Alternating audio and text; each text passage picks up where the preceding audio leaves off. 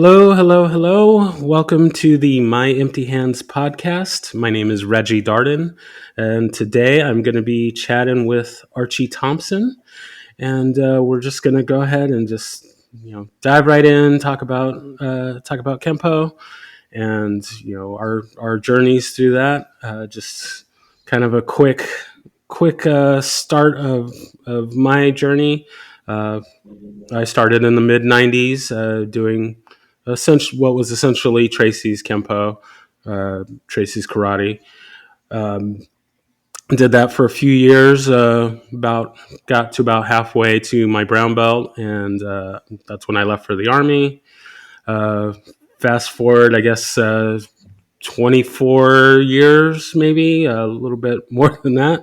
I ended up in a American Kempo school, and that's where I'm training now, and just recently earned my green belt. So pretty stoked about that, and excited to see what's going coming up next. And that's just enjoying the journey, enjoying how things are going, and just really I excited just for want the to congratulate future. you on that green belt. Thanks.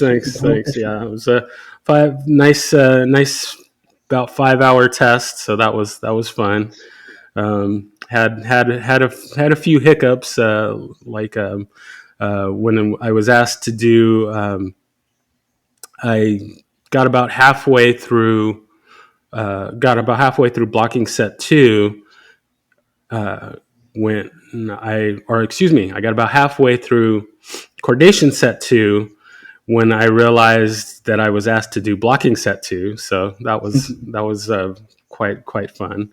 Um, Totally forgot some of the freestyle techniques that I was supposed to do. Good old B5A, just totally blanked on that. So that was nice, and completely spaced on triggered salute, which really shocked me because that's a technique I really like, and for the life of me, I could not remember it. So that A lot of was. times it's, just there's so much within the American Kempo system to remember.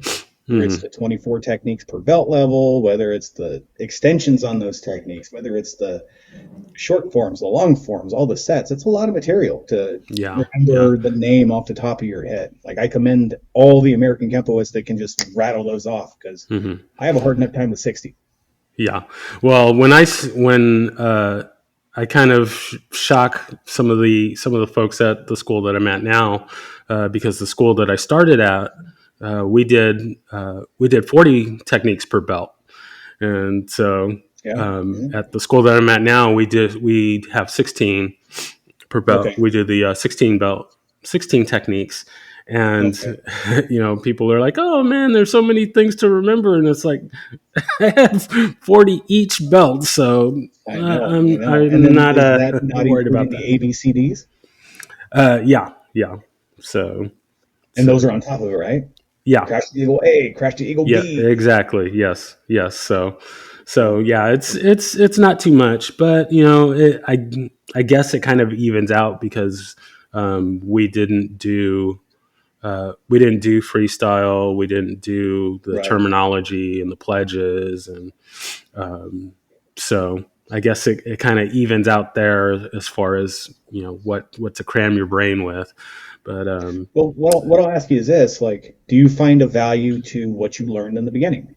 I know that you've transitioned over to the Ed Parker system, the American yes. Campbell system. Um, what I told my people here when I took over the school was don't forget what those lessons that you learned, you know, incorporate what you're learning now, the terminologies, the principles, the concepts, because motion is motion. Doesn't matter if you're doing Kempo, if you're doing Shotokan, if you're doing Jiu-Jitsu, whatever it is, motion is motion. There's only so Exactly. many ways you can throw a punch, right? Exactly. Yeah. And so what's the why? How can I apply the why to what I learned over here? Right? And you're going to find nuggets within that system that you learned that you're going to be able to apply to what you're doing now. Exactly. Yeah, I still make time to to go through my previous material. When I started training again, I had the idea of going back and quote unquote finishing my training and in the Chinese Kempo and getting my black belt. Um, I've since kind of modified that because there's just there's a lot that I'm trying to put on my plate. Right. But I still go through my techniques, and I've got the breakdown of all of the techniques and stuff. So I still make some time to train those, and then also the forms since the American Kempo abandoned, or well, I shouldn't say abandoned, but um, the EPAC schools don't teach some of my favorite forms. Mm, I still practice those. So yeah. just because I adore them so much, and until I get some of the big ones in the system here, um, I'll continue to have my fun with those. So, Yeah. but yeah, I definitely see a value, because it was the building blocks uh, for the system as we know it today. And and of course you still have what I call my the Kempo all-star techniques that you Yeah. I find mean, kind of in I've both, your learned five thundering swords, your hammers. thundering hammers, those those ones they're regardless of what kind of variation of Kempo you're doing, there's those techniques that seem to be in all of them. Everybody, So they're just universal. yeah, yeah.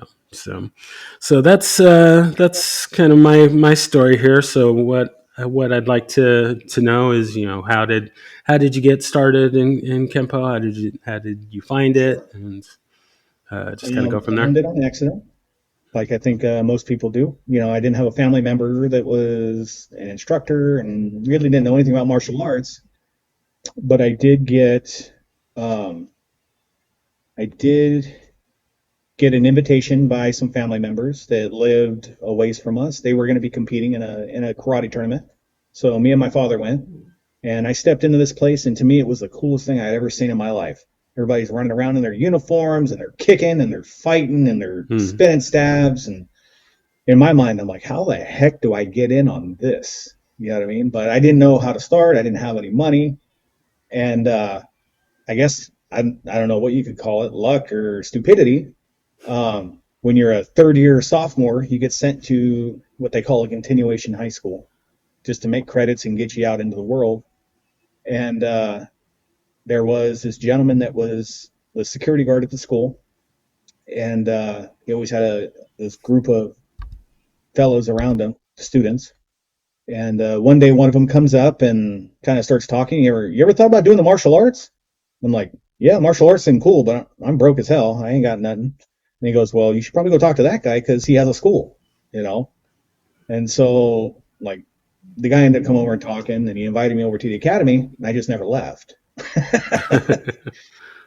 And his name was Armando Deloa. He has since left us, but he was a Tracy Traco black belt from karate ways up in San Jose, and he had migrated down to Southern California where he met Mr. Sullivan and Mr. LaRue from the Karate Connection, and he trained and he did that system. So when I came in, he was no longer teaching the Tracy material, the Traco material. He was only focusing on the Chinese Kempo 60 techniques through Chuck Sullivan. And so, uh, yeah, I just never left, man. It was, I kind of, when I walked in, I just felt like I found my home. Hmm. And uh, I was with Mr. Deloa up into my second degree. And then I kind of branched out, did a few other things, and found my way back to Kempo a couple years later. And here's where we are. So Excellent, excellent. What was the so you've done some other styles as well, or I have. After I left Deloa's, I did a little bit of boxing, kickboxing, a little bit of jujitsu. Nothing major to write home about. I don't hold a rank in jujitsu or anything. I'm not going to claim that I am a jujitsu master. But I did decide to go in and start fighting other grown men with no shirts in cages. So I did have 10 mixed martial arts fights. So I did that for a few years, and I knew I was never going to be UFC level. That wasn't my intention, but I wanted to master the nerves, and I wanted to utilize that to become a better instructor. And I think that really helped because if you've never been in that high pressure situation, you can wear the rank all you want. But if you've never been in, oh shoot, this guy's going to punch me in the face and it's going to hurt. He's going to control me. He's going to beat me up. What am I going to do to survive that? What am I going to do to overcome? Right? I'm used to Hmm. being in the uncomfortable positions because I've been in the gym. I've been in there with monsters. I've been beat on and I've given some beatings, you know. But it was a great experience. I'm feeling it now. My Yeah, I body could still hurts imagine. from the experience, but it gives a different insight from somebody that's never been in a fight. And I know people will say, well, to be a good coach, you don't have to actually be a fighter. And it's like, you kind of do. You have to have at least done Yeah, something, right? yeah, And that's kind of where my mind is on it. It's I push my students, like I make them uncomfortable. Like I'll tap them a little bit, I'll hold them down, I'll get them frustrated. Okay, now what are you going to do to elevate yourself? What are you going to do to get out of this position? Or what have we learned to not get in this position in the future? Right? hmm, And I think that's huge. Like, oh, we're getting ready to compete. This is how we kind of control that. Okay, the emotions are going. That's the chemicals in the brain. How are we going to control that? Right? Focus on that. That is your goal. You have a goal. Don't worry about anything else except for your goal. What is the goal? Go out there and compete. I don't care if they win. I don't care if they lose. I want them to get out and compete. To me, it's not about the W. It's about the experience. And if you can control your emotions and you can compete well with other kids that do martial arts, if you get in the street, you're going to do a lot better on defending yourself and surviving because you've been there before. You can gauge the distance, you understand how to generate the power on the hits, and you know when you're outclassed and you just need to run away. And I tell my people that is completely, completely a valid thing to do. I was just explaining that to some of my students today. Sensei Archie comes up, or Sensei Archie's 300 pounds, 6'2". He grabs you, he's going to have some trouble. So if you're able to get out, don't try to fight me again. Put on your track shoes and run away.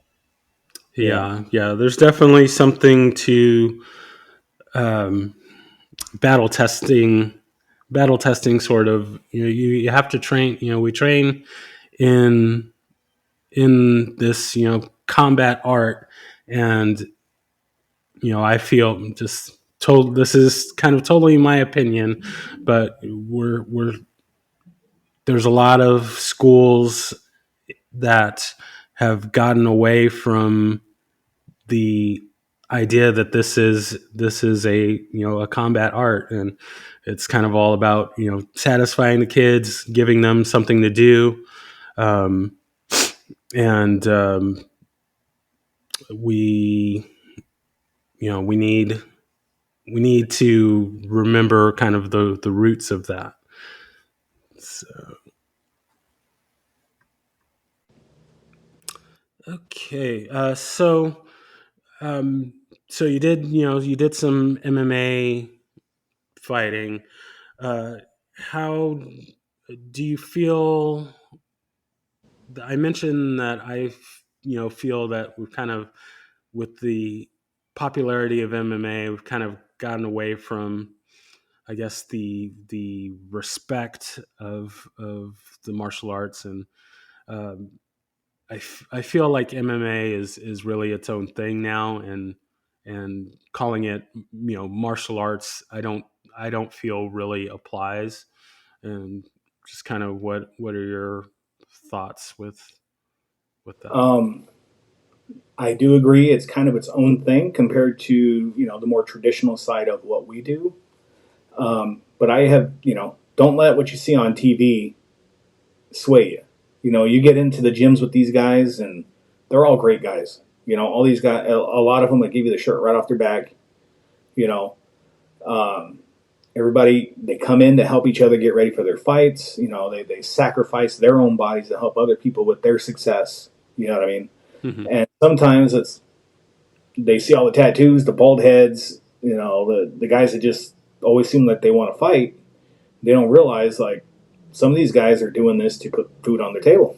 They're feeding their kids. It's the sport that they have chosen. Hmm. Um, I respect it a lot, but it's just, you're always going to have those people that kind of feel that way. They see the McGregors, they see Colby Covington, they see a lot of the dudes that do a lot of the trash talking, and they think that's encompassing the whole sport. They don't realize it's the dudes grinding, in the gyms. And a lot of them are great dudes, man. The jiu-jitsu programs are awesome. They're working with kids. They're giving the opportunities to these kids that they otherwise would be out there maybe getting in trouble, writing on walls. This gives them something to focus on to better themselves, and hopefully down the line they perpetuate that and teach other kids themselves. And that's the philosophy I try to do here. It's the school's not for me; it's for everybody else. I could be home spending time with the family right now, but I do a little bit of sacrifice of my time and my body, and I come in here and I work with families, and we've had, I want this place to be a home to the people that, don't fit in on a baseball team or a soccer team, or, I want this place, we'll take you, your family here, Yeah. we go at your pace. I don't expect you to be the next Jackie Chan or Bruce Lee or any of that. You come in here, you do your best, you have some fun. We barbecue every once in a while. Life is good. Just turn around and do what you can to help somebody else. That's my philosophy here. And I'm very blessed because I've got people like, hey, like, when can I start helping out teaching? Right now. Work with this beginner. But I'm only an orange belt. And what I tell my students is, if you consider me to have any kind of skill worth having, the only reason I have it is because I have taught so much. Hmm. You know what I mean? You have to analyze this stuff like crazy. You have to adapt it to every person that walks in the door. Why am I doing this? Well, I don't know. Let's analyze it, right? You get some of the weirdest questions, and it's like, I never thought about it that way. Or we come across new information. It's like, not very good at it. I'm trying to learn how to play the bass guitar, right? But there's similarities in there. There's timing, the different notes. It's what's the tempo I want to use when I'm doing my kempo. What's the tempo? Okay, it's the same thing as if I'm playing music, right? Major and minor notes. The same thing with major and minor moves within kempo. Like, I'm not going to hit you super hard with every single strike, but if it happens to be there, I may glance an elbow through your chin as I'm going through somewhere else.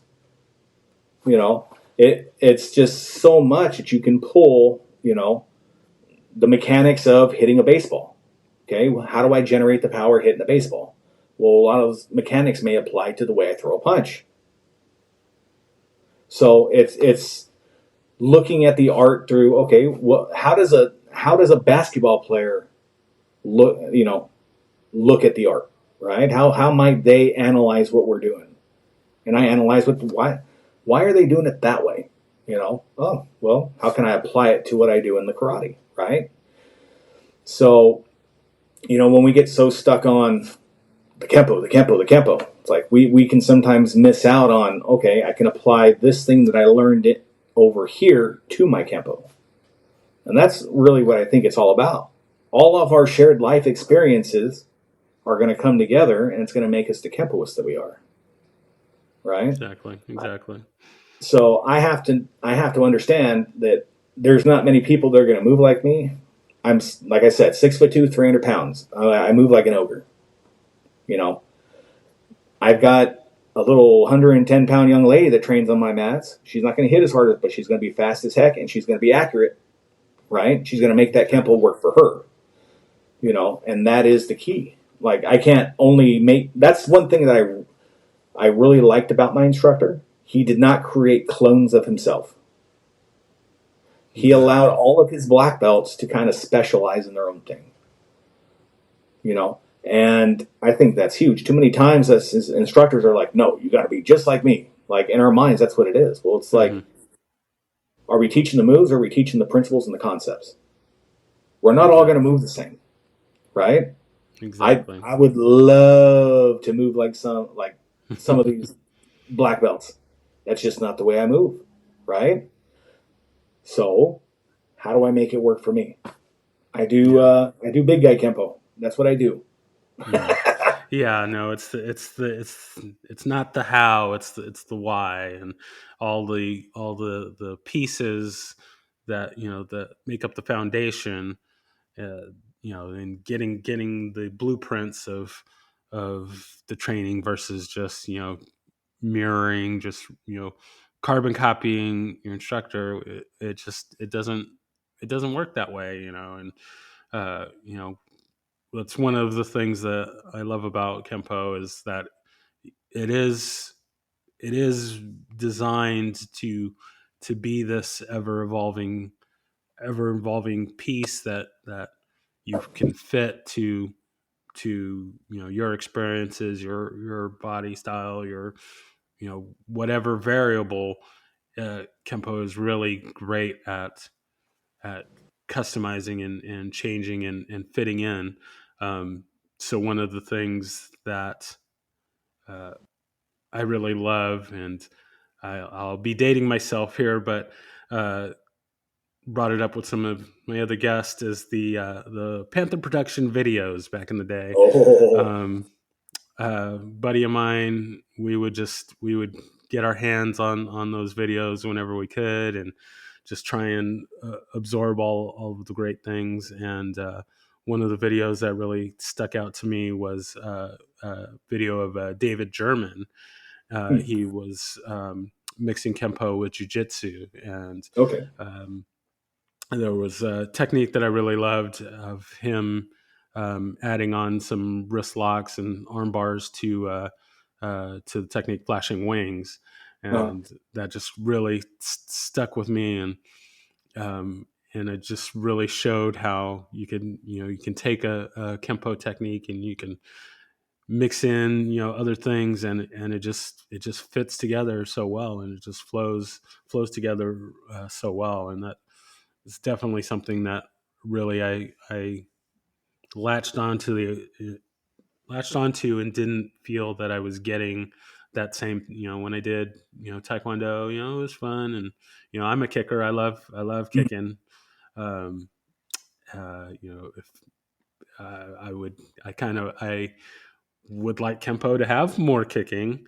um but I'd never felt like trying to do look at it from the self defense aspect. mhm. Um, I just didn't never felt like it those pieces fit. If I want to add in some boxing, if I want to add Mhm. in some Muay Thai or some Jiu Jitsu or whatever else, it felt kind of tacked on if I tried to do it in another art. And but Kempo just fits right in and slides right Right. in. So I love that. And that is what's awesome. That's it can be very formulaic. There's a lot of people that stick to this is how this technique is done instead of looking at why are we doing the technique to begin with, Hmm. right? So people study the techniques, they don't study the concepts. I From yellow belt, what I teach is a majority of it fits all the way through black belt, right? Stances, the blocks. You don't learn new blocks as a black belt. Hmm. You learn all that stuff as a beginner, right? It's the same thing when you're doing jujitsu. One of the first things you learn is how to do an armbar. Okay, but what separates the white belt from the black belt? Just the fact that you know the black belt is just smoother at doing it. He's been doing it forever, right? He understands the mechanics behind that armbar, how to set it up, And in Kempo, we start, a lot of the same stuff that we're learning in yellow, orange belt, we should be focused on in black belt to make sure that, hey, the same principles are applying here. We're not learning new stances in black belt. There's no new blocks. It's just a reformulation of stuff that you most likely have already learned. And the sooner people understand that, where it's like, okay, I can really break apart these first couple belts, and that'll help propel me in my understanding of my brown black belt. Yeah. Yeah, that's something in my training now, is that because we're doing the principles and that side of it, I felt and still feel like I get more now than I did when I was training before. At the school that I'm at now, I feel like I learned so much more by the time I got my orange belt Mm-hmm. than I did being almost a brown belt before. I love my original school, so Right. definitely not knocking them or anything like that. But just getting that why over the how has just been really really eye opening for me, and just I I'm just eating it up and just trying to take in all I can. So it's been No, that's really awesome. Yeah, that was my instructor. He tried to go into a lot of the theories, the concepts, the understandings. He explained them to us in his own way, and I have just found over time that the Kempo community kind of talks in not a different language, but a different accent of the mm-hmm, language. So there's a lot of times where someone will be talking about something and they're explaining it. And I'm like, okay, this is the way my instructor explained the same thing. He just called it by a different name. And so, but I'm still evolving as a martial artist. Been doing it since 1999. Been with the Karate Connection the whole time under Chuck Sullivan. I feel very blessed. Last year he awarded me my 7th, so I feel very fortunate on that. But I made the decision to go out and to try to get more Kempo. So I and the only other Kempo organization I hold any kind of rank with, besides the Karate Connection, would be the Jeff Speakman 5-0 organization. I mm-hmm, hold an orange belt with them. And I like what the Speakman guys are doing. mm-hmm, They're rearranging things. Mr. Speakman's looking at it and he's going, let's put this technique here. Let's move this one over here. Let's take this one out. Let's add this concept in. And he's doing his best to do it. The mandate that Ed Parker gave to all of us, which was go out and evolve this thing. Don't let Kempo stay stagnant. mm-hmm. And by incorporating, they're seeing the need. The need is, hey, how are we going to deal with grapplers? And they're doing it in their way, you know, Yeah. and that's perfectly fine. I look at it. A lot of people look at their masters and be like, "That's my master is the guy," Mm-hmm. and he's one of the guys. He's one of them, Mr. Sullivan, the 4th black belt promoted in the United States in Kempo under Ed Parker, 4th or 5th. I think there's kind of he's not even sure sometimes. I think he says Mm-hmm. 5th. Yeah. Been with Ed Parker since 1959. Okay, been doing Kempo longer than Mr. Parker was alive. And for him, he scaled his system down. He went from the 240 system down to 60. Instead of doing all the forms, he's got one master form, a couple sets here and there. But what he wants you to know is learn these 60 techniques, get them down, and now we start breaking them apart and we start applying them here, start applying them there, we start linking them here.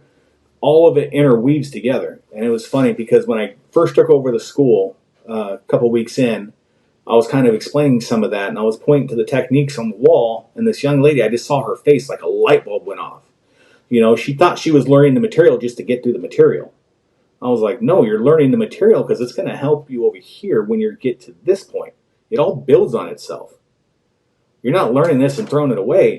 You're learning this because it's going to help stack, and you're going to elevate, and you're going to be able to adapt it to this higher rank material. It's all intertwined. All of it's together. And that's the fun part about Kempo is, Mr. Sullivan comes in. His whole point is, I'm in a fight. I want to get this guy done as quick as possible, right? I'm not going to hit there and scoop and bring in and roll him down. I'm going to take this hand and I'm going to put in that guy's nose as fast as possible, and then I'm going to get the heck out of there. You have Huck Planis. Huck Planis is the encyclopedia of Kempo. right? You get like Larry Tatum, Mr. Tatum's doing his thing, Mr. Speakman's doing his thing, and all of these great Kempoists have something they can teach us if we're willing to not. Well, that's not my style of Kempo. Who cares about your style of Kempo? Kempo is Kempo. Motion is motion. What do are you in it just to hold a belt and stay among your people and get elevated there? Who cares? I'm so tired of these stupid stripes on the belt. It's like, Yeah, it's really been, I don't know, kind of disappointing to me in that there are, people out there that are just about chasing status, chasing rank, and I mean, definitely, if you've put in the time and you've put in the work, that's great, and you should definitely be recognized for that. But that shouldn't be the most important thing, and that yeah, I see that as hindering the spread of the art. I feel like Kempo would be more more widespread if there wasn't so many people out there that are just interested in, oh well, I was under this person, or I was under that person, so you have to listen to me. It's like, right. who cares? Just let's get out and share this art with everybody that we can, and help get the word out there. But people have their hang-ups or It is. their issues. Or It's I I try to expose my students to as many great martial artists as possible. I'm upfront with them. I tell them, look, I am not the world's greatest Kempoist. You know, at some point you may think that because you don't have any other reference. Do not elevate me. I'm in here working just as hard as you are to get better, whether that's teaching, whether that's training, whatever it is. I'm just, this is my outlet to try to better myself, and to help others. I tell my students, I was like, look, I'm not a Golden Gloves boxer.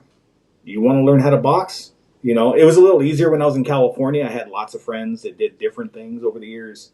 I could point a student to a good friend that does boxing or kickboxing, or a good jiu-jitsu stylist, right?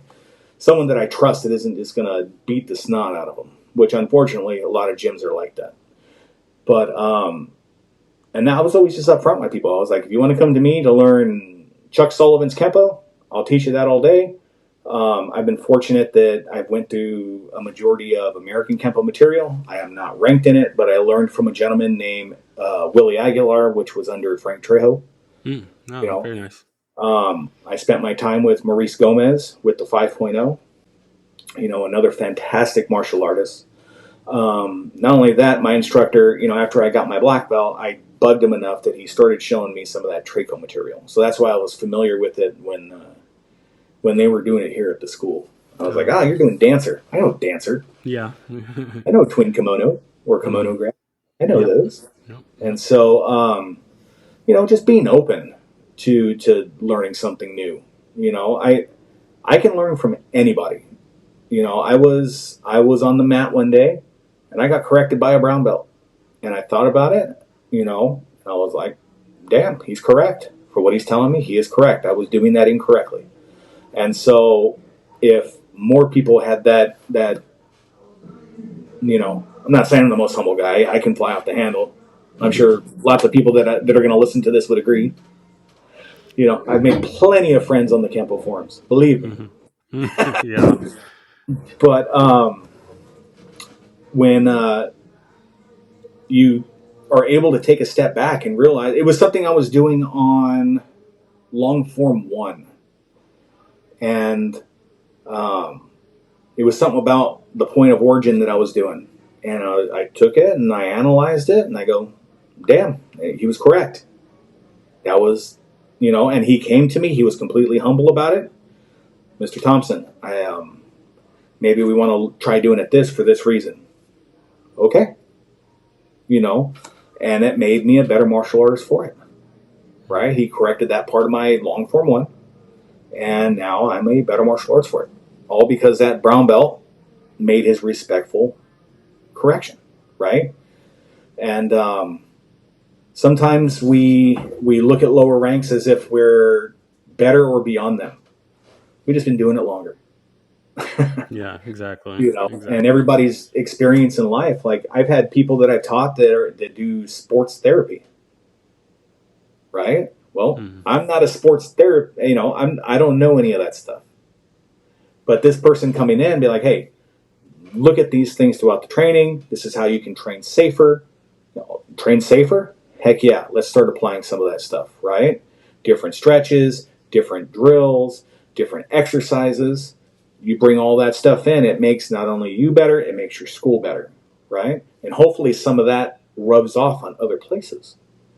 My goal isn't just to inspire my students. It's for us to be a light to other places. My goal, so my instructor, my first one, Armando Deloa, he ran a school, but he was also the pastor of a church. And he used his academy to get people into his church. And so while I don't do that myself, I have always looked at the martial arts as a way to help people. And so that's where my mindset is with it. I don't care about me. Like I tell people this, I was like, look, you go to 100 people on the street, you know, you may get 95 of them that you're a black belt. Who cares? Right? The next 2% are people that are going to talk crap on your rank. No matter Hmm. anything you do, they're all going to talk mess on your rank. That's okay, whatever. The only ones that really care are your own students and the people within your own organization. Right? So that's what, Yeah. 1-2% of anybody in this world. So if I'm not doing it for the status, why am I doing it? I'm doing it because I got this kid that's coming in. He's got anger issues. Let's give him somewhere to vent. Let's get him in a tournament. Let's have him win something. Feel good about himself. Oh man, I just won this trophy. I got a third place, Sensei. Heck yeah, you did. You did fantastic, buddy. Now, you got a third place. Let's work on getting higher on the next one. We're going to focus on that? Yes, Sensei. Get some focus. Too many kids got no focus, dude. I think you know that. Oh yeah. You know, Yeah, definitely. There's definitely been a change over the years, and uh, yeah, the focus and the mental attention, and yeah, it's I've definitely different these noticed it days than. quite a bit. You know, uh, my instructor had me teaching as a purple belt. I was out there on the floors, and it just seemed like the kids had a little bit better attention spans back then. Now it's like the kids are all over the place. So how do we adapt, right? Hmm. I'm still learning. We'll figure it out. Yeah. So that's the fun part of the journey. Teaching is like a muscle. You don't teach for a long time, it atrophies. It goes away. There's an economy to words that you can develop when you're teaching. You know, I have the same couple dumb jokes that I spit out to the kids all the time. Makes them laugh. They love it, right? Hey, buddy, you doing good? Here you go. You know, how much? How much do pirates pay to pierce their ear? I don't know. A buccaneer, and everybody laughs. Kids love it, right? Hmm. But it's learning how to interact with kids, right? Why is the kid studying to begin with? Well, he's got anger issues. He's out there fighting in school all the time. Okay, I'm going to approach that kid different than the one that comes in and all he's ever known is sitting on his couch playing the Xbox, right? Those two kids are going to be different. I have to approach them differently. You know, the kid with the anger issues, I can get a little rough with. Obviously not to hurt him, but hey, that's how you're going to interact with that kid. That's the only thing he's going to respect. While I have the other kid over here, you got to kind of approach it like, okay, buddy, like we're doing this thing. Let's kind of step it up a little bit, but that's how do you approach each student individually, right? It's a symphony, it's a balance. And that comes to the amount of time you teach. Teach. And that's why I encourage everybody to teach. You know, it's help out. I tell people all the time, I was like, look, you have a church, you have a community center, I will help you start a program there. You know what I mean? Because Hmm. that's going to outreach more people. we're going to get these kids doing something positive. That's what we're about. I don't make money at my school. We do not make money. I spend money. Yeah, not a ton of rich martial arts instructors these days. And the ones that are, it's like, hey, that's their hustle. If people want to go to those schools, I get it. But it's a little rough, man. Like, I don't know if I could do some of the contracts they do, and they upsell you on a lot of stuff. Mm-hmm. They're making a big dollar, but I'm blessed. I got a decent job. I get to do this for fun. I don't know if I'd enjoy it if I had to do it as a livelihood.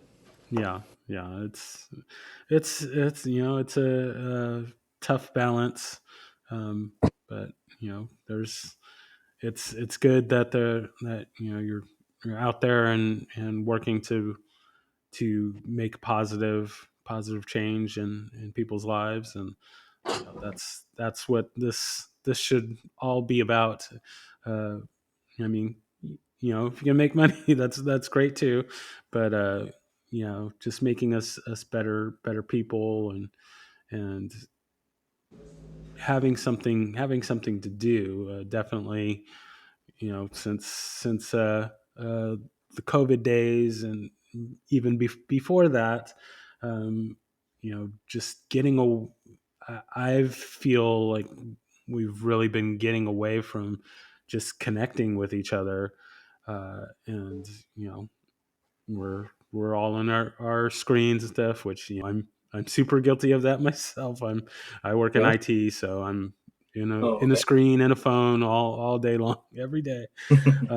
But except for when I go to class. So, And that's but the beauty about training, mhm, right? It takes us out of our normal, and it puts us around people that maybe we wouldn't have been exposed to in the past. You know what I mean?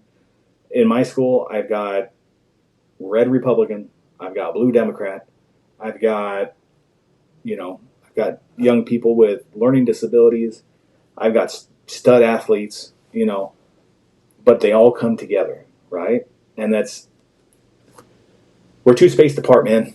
Too many people. It's my team or your team. mhm, And we forget that we're all trying to just get through this life together, right? yeah, It's like, dude, I'm just trying to feed my family. You know what I mean? I'm trying to spend time with exactly, my kids. exactly, I'm trying to hang out with my buddies on the karate mat. I've met some of the best people in my life on the karate mats. I really hmm have. exactly. People that I met my first day of training are still my brothers today. And, my brother is also a black belt, my actual brother. Um, and it's just been a huge part of my life, man. And I know that I've enjoyed it very much. And I always, I've had people come in, and maybe I'm not the school for you. That's okay. If you're still interested in martial arts, I will help find you a place that you're going to be comfortable, that you're going to enjoy, because I believe that much in the martial arts that they can benefit your life. Amen. You know? Amen. So, so I've got a few little questions here as we kind of get close to wrapping up here.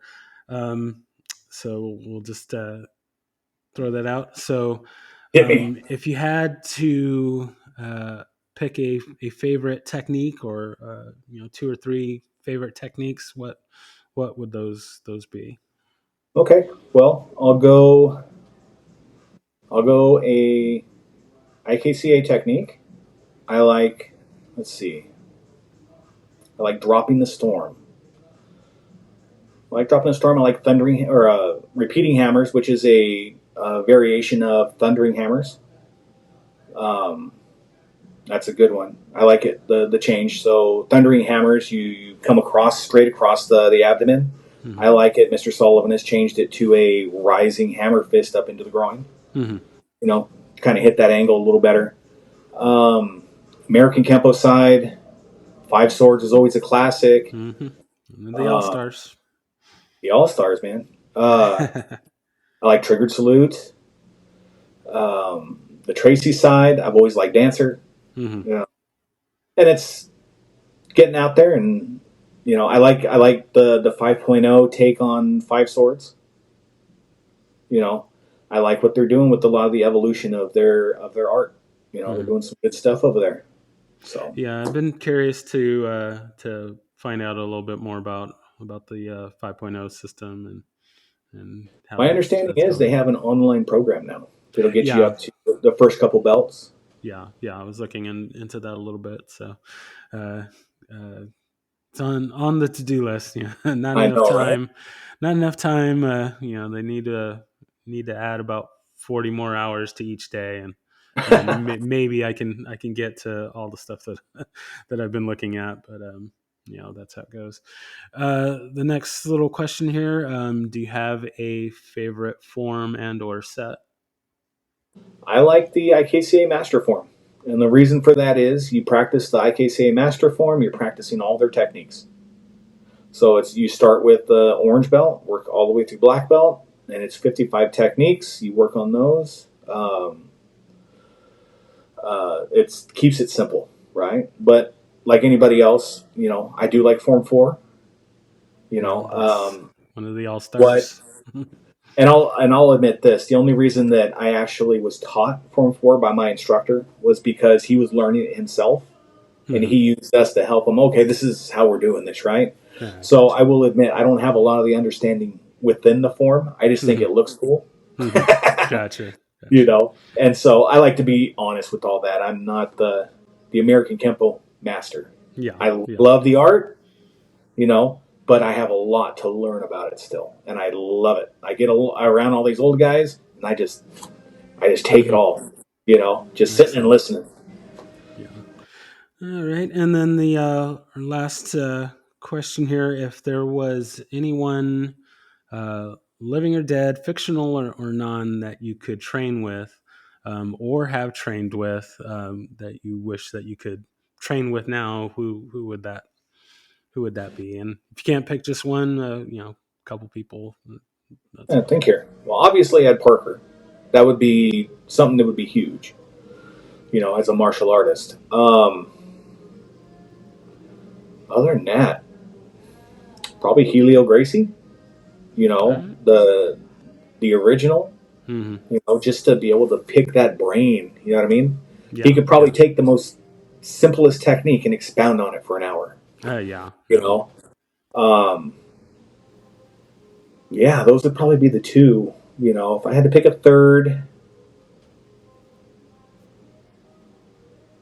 not really sure. I mean, it'd probably be maybe Stephen Wonderboy Thompson from the UFC. Oh, okay.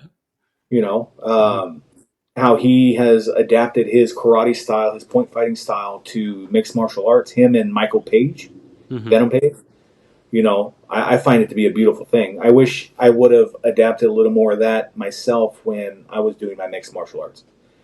But Gotcha. I was kind of like, man, I'm done with that. I'm going to do this now. Yeah. And I think it hindered me. But it would probably be Wonder Boy. So those three: Ed Parker, Helio Gracie, and Stephen Thompson. So Okay. Awesome. Awesome. Awesome. Awesome. So I guess before we wrap up, is there anything else that you wanted to maybe mention or uh, not at anything this that? time, man. I just want to encourage others, man. Help somebody. Teach others to teach. You know, um, it doesn't even have to be the martial arts. You play an instrument. There's people that want to learn how to play that instrument. Teach them the instrument. You know, if you're a writer, somebody's interested in learning how to be a writer. Take the gifts that you have and share them. Right. And I think if we do that, this world will be just a little bit of a better place. All Maybe we'll right. inspire others to inspire others. Just that wave, man. We get that wave going, and we just show a little bit of love and compassion towards each other. We'll get through this all together. All right. Well, thank you so much for taking the time to chat with me, and um, I appreciate the invitation. Thank you so much. of course, of course, of course. So yes, thank you again, and we will talk again soon. And I will let you know when this is coming out, and shouldn't be too Sounds good. long. And we will go from there. I appreciate it. You have a good night, my friend. All right, thank you. You too.